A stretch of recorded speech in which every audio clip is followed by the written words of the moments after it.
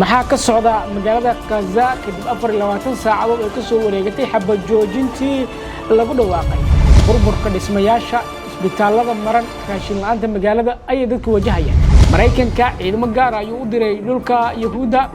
ku dhawaad 200 oo askari oo si gaar ah u tababaran ayaa maanta ka degay waxaana ay fulin doonaan howlgallo gaar ah madaxweynaha Turkiga waxa uu hanjabay Yahuuda waxa uu sheegay in ciidamo nabad ilaalin ah uu u dirayo magaalada Gaza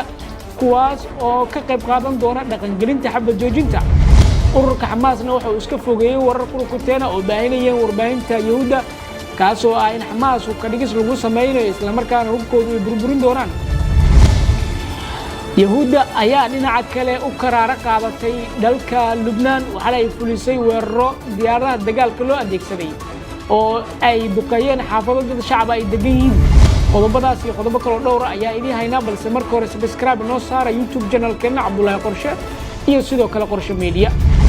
aan ku bilaabe waa maalnimo Sabtiga taariikhdan waxay ku beegan tahay 11ka bisha 10 sanadkuna waa 2025 24 saac kadib markii magaalada Gaza looga dhawaaqay xabad joojina isla markaana ay dib uga soo gurteen aagagii ay ku sugnaayeen ciidamada Yahuuda iyo taangiyadooda ayaa magaalada waxa laga dareemayaa jawi isbedel iyo deganaan ah waxaana aad ugu sii qulqulaya shacabka Falastiiniinta ah oo halkaas laga barakiciyay dadku waxay tiigsanayaan guryahooda ayada oo halkaasina uu ka muuqdo burbur aad u xoogan maamulka Falastiiniintu waxay sheegayaan in guud ahaan magaalada boqolkiiba 85 ciidamada Yahuuda ay burburiyeen ayadoo burburintaasi loo adeegsaday taangiyada iyo sidoo kale diyaaradaha duqeeyay magaalada Gaza shacabka ku noqonaya xaafadooda waxa loo sameeyaa hadda in wadooyinka qaar loo furo waxaana saakay lagu arkay magaalada Gaza xaafadaha kala duwan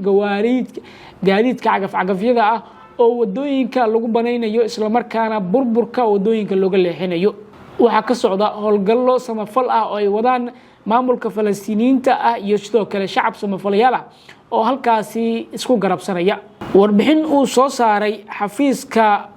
maamulka Gaza ayaa waxa uu sheegay in howlgalladii 24 saac ee la soo dhaafay ka socday magaalada Gaza lagu hagaajinayo nolosha dadka reer Falastiin ee Gaza ay ka kooban tahay in ka badan 1200 howlgallo caafimaad ah iyo sidoo kale dad daneynaya adeegyada caafimaadka oo ay ku jiraan daaweynta dadka dhaawacmay iyo sidoo kale bukaanada iyo sidoo kale kormeerka dadka qaba cudurrada dabada dheeraada ayaa ka socda saakay magaalada Gaza ku dhawaad 850 howlgallo gurmad samata bixin ah oo ay fulinayaan ciidanka difaaca Gaza iyo sidoo kale booliiska iyo shaqaalaha degmooyinka ayaa ka socda kuwaas oo howlgalana soo saarista meydadka ku hoos jira burburka daaraha dhaadheer iyo howlahan la xiriira nadiifinta burburka iyo suuragelinta goobaha la dumiyay in wadooyinka loo baneeyo in ka badan 900 oo howlgallo adeegyo bulsho ah oo diiradda lagu saaray dib u soo celinta biyaha dhuumaha bulaacadaha nadiifinta qashinka iyo burburka iyo furitaanka wadooyinka ayaa sidoo kale laga soo warinayaa saakay inay ka socdaan magaalada Gaza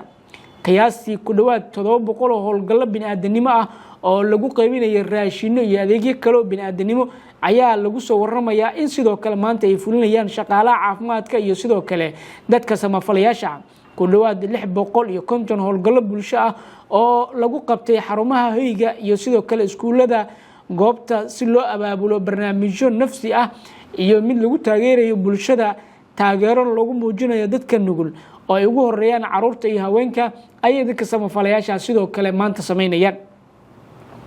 in ka badan 700 oo howlgallo oo la xiriira saadka abaabulka warbaahineed iyo sidoo kale dadka ka shaqeeya inay diiwaan geliyaan howlaha la xiriira gaarsiinta gargaarka degdega ah iyo diiwaan gelinta goobaha loo baahan yahay in gargaarka la gaarsiiyo ayay sidoo kale sameynayaan shaqaalaha caafimaadka iyo sidoo kale dadka samafalayaasha ah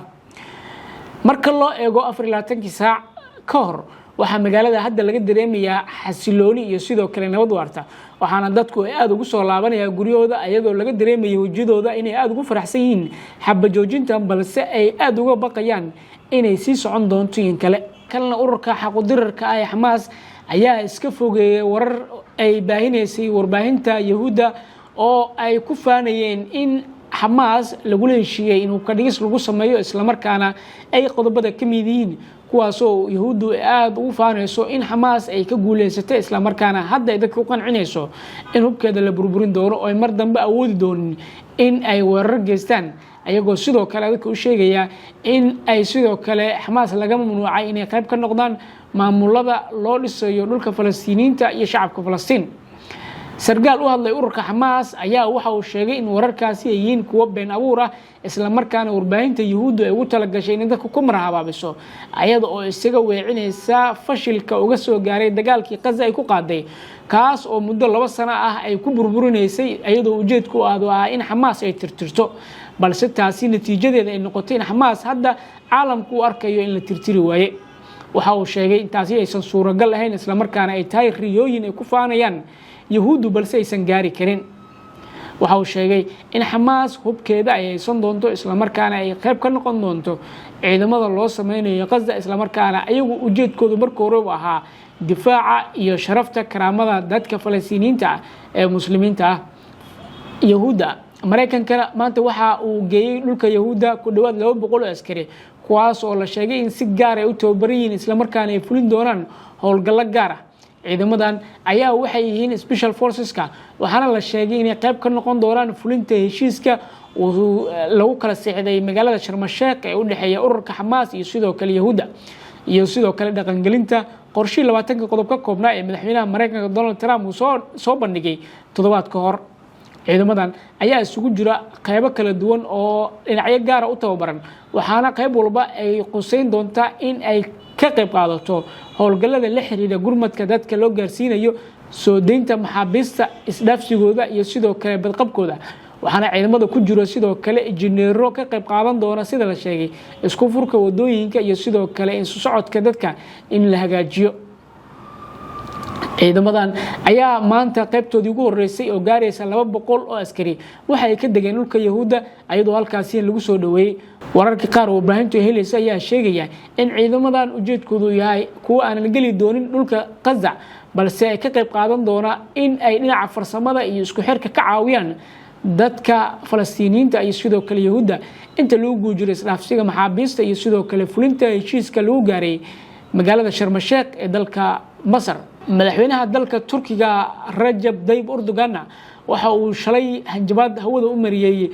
dowladda yahuudda gaar ahaan ra'iisul wasaarahooda Benjamin Netanyahu waxa uu sheegay in Turkigu uusan marnaba ogolaan doonin in la buriyo heshiiska Xamaas iyo yahuudda wada gaareen isla markaana Xamaas aysan heshiiskaasi dhinaceeda ka bixi doonin balse waxa uu sheegay haddii yahuuddu isku dayaan heshiiskaasi ka baxaan in cawaaqib xun ay kala kulmi doonaan isla markaana tallaabo hore loo arag laga qaadi doono hadalkan oo muuqda mid hanjabaad ah ayaa madaxweynaha dalka Turkiga ka soo yeeray shalay kadib markii warar kala duwan ay ka soo baxeen dhinaca yahuudda kaasoo sheegay yahuudda haddii ay helaan maxaabiista uga xiran dhinaca Falastiin loo soo daayo inay ka bixi karaan heshiiska lala galay isla markaana ay halkaasi ka sii wadi doonaan duqeymaha iyo sidoo kale gumaadka ay u geysanayaan shacabka Falastiiniyiinta ayagoo ujeedkoodu yahay in ay burburiyaan ururka Xamaas balse taasi aysan suuragal ahayn madaxweynaha Turkiga waxa uu sheegay in arrintaasi aan laga yeeli doonin yahuudda isla markaana tallaabo adag laga qaadi doono waxa uu dhinaca kale sheegay in Turkigu hadda diyaar u yahay in ciidamo loo diro magaalada Gaza si ay uga qayb qaataan fulinta iyo ballanqaadyadii lagu gaaray magaalada Sharm el-Sheikh ee dalka Masar iyo sidoo kale in shacabka Falastiiniyiinta ay nabad helaan isla markaana guryahooda ay dib ugu laabtaan ayadoo sidoo kalena muhiimadu ay tahay in Gaza dib u dhiskeeda laga qayb qaato isla markaana gargaar la gaarsiiyo dadka shacabka ee Falastiiniyiinta ay guryahooda ku laabanaya markana qodobka ugu dambeeya ciidamada yahuudda ayaa xalay waxay bartilmaameedsadeen goobo dad shacab ah ay ku nool yihiin oo ku yaala dhulka Lebanon waxaana weerarkaasi loo adeegsaday diyaaradaha dagaalka oo duqeeyay saraakiil ka tirsan yahuudda oo la hadlay warbaahinta dalkaasi yahuudda ayaa waxay sheegeen weerarkaasi ay ku bartilmaameedsadeen saraakiil ka tirsan Xisbullah oo halkaasi ku diyaarinayay agab military iyo sidoo kale qalabka wax lagu qarxiyo waxaana ay sheegeen inay burburiyeen مسؤول هذا الدولة لبنان أيها وحول شيء إن وركاس ويامين أو حبك جرن إسلام كان عيدمد يهود برتنامة سبين قوابد الشعب يكونوا لين إسلام كان أيها وركاسين لود لي ده ريده قدان انت سينوجد ليه وحنا كعسنا سبسكرايب إنه صارت يوتيوب جنال كنا عبد الله قرشة يسودو كلا قرشة ميديا